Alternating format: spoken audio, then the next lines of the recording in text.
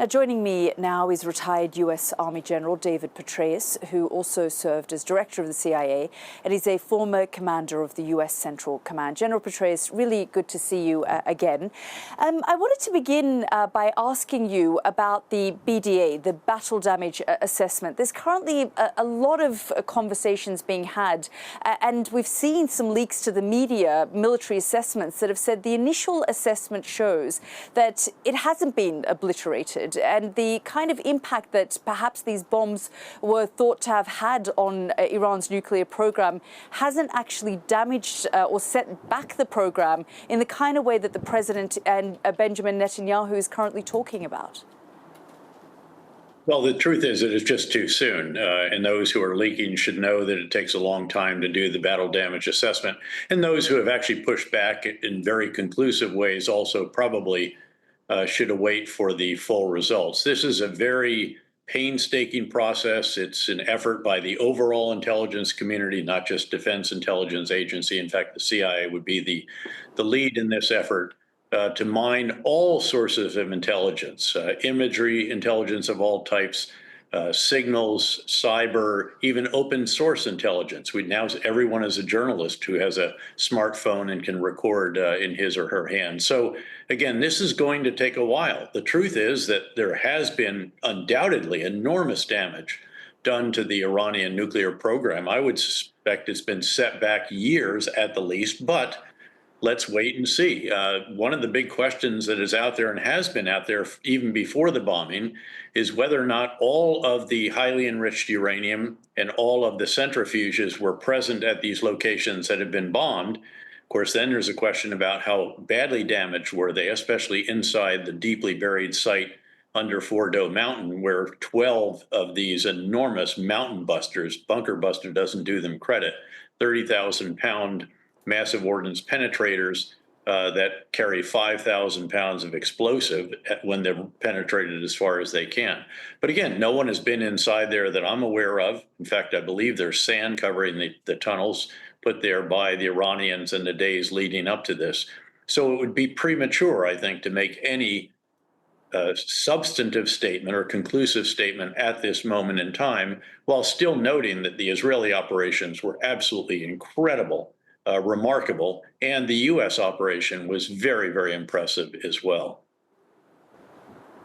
General, you were head of CENTCOM when Fordo was first discovered in 2009. I wonder, were there conversations, and of course you led the CIA as well, any kind of understanding about other secret sites? And we also, there are all sorts of leaks and conversations as well being had about the fact that much of the materials, some of the centrifuges, have been moved to other sites. Well, in fact, I was the commander of U.S. Central Command. And in fact, in the wake of that announcement in September 2009 by the International Atomic Energy Agency, we then developed a plan to destroy the entire nuclear program as it was at that time. And also, by the way, all of the air and ballistic missile defenses, the retaliatory means, and so forth. So that was a much, much bigger operation than we saw the other day, which in and of itself had 125 aircraft taking part. Since then, particularly in recent years, there have been rumors about another deeply buried site, never confirmed or denied. And certainly there should be concerns about whether or not some of the HEU and some of the centrifuges were squirreled away somewhere else prior to the bombing carried out by the Israelis and the Americans.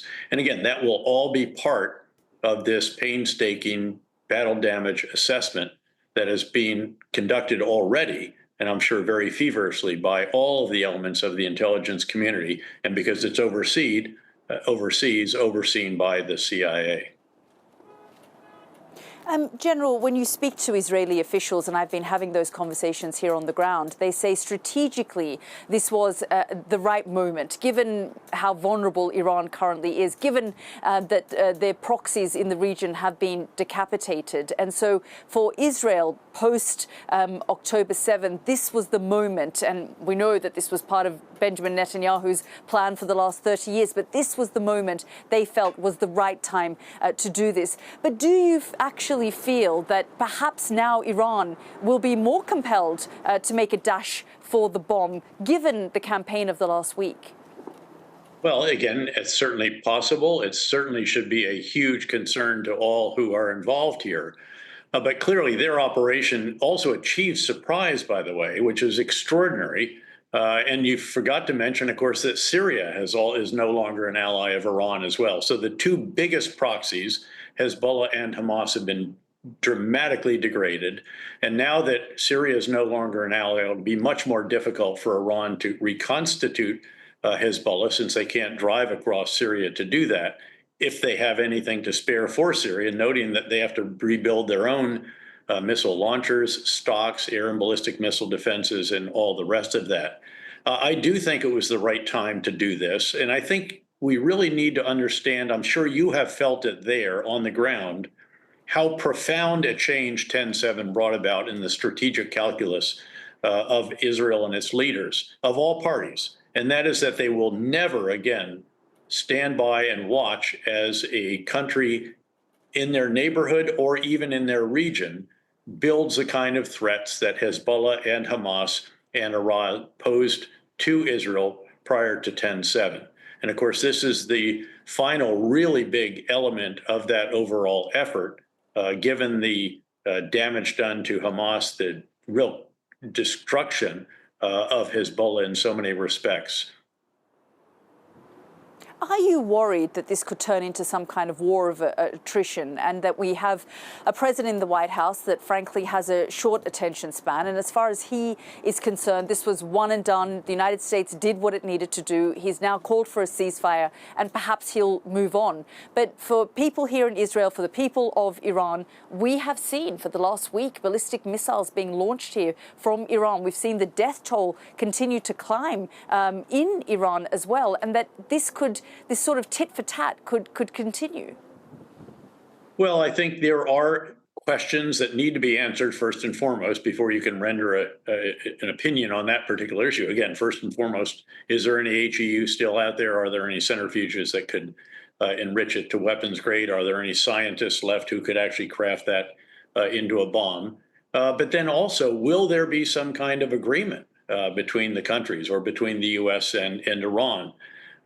There's such leverage right now on the side of the Israelis, especially if supported by the Americans, that you could insist that they give up all the elements of their nuclear program and allow the International Atomic Energy Agency to validate that, to verify that, to have the right to inspect anywhere they want at any time.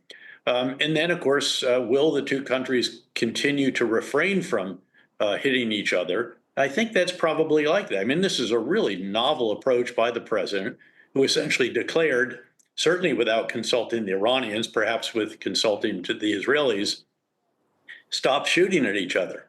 And they violated that, of course, and he scolded them very firmly. And it appears that they have actually done that. We'll see if that actually holds, and then see if there can be some kind of agreement between the warring parties in this case, most significantly, again, about Iran's nuclear program. I am quite confident that despite this ceasefire and so forth, if Israel discovers that Iran does have some highly enriched uranium and centrifuges, that they will take those out. They cannot allow them to have that in Iran.